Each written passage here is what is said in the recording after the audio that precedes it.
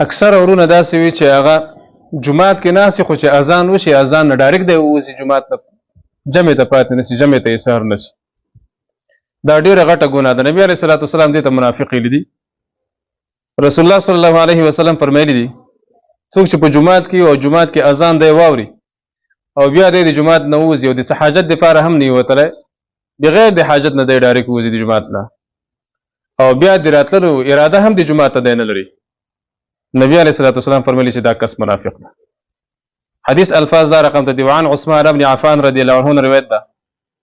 قال ده فرمایلی دي قال رسول الله صلی الله علیه وسلم رسول الله صلی الله علیه وسلم فرمایلی دي من هغه څوک ادرکه الاذان چې هغه بیا مومي اذان فی المسجد په مسجد کې ثم خرج بیا دی ووځي لم یخرج دی نه وتلی لحاجة د حاجت دپاره وهو دغه کس لا یرید الرجعة د اراده د رجوع هم نه لري فهو منافق دا کس عملا منافق ده.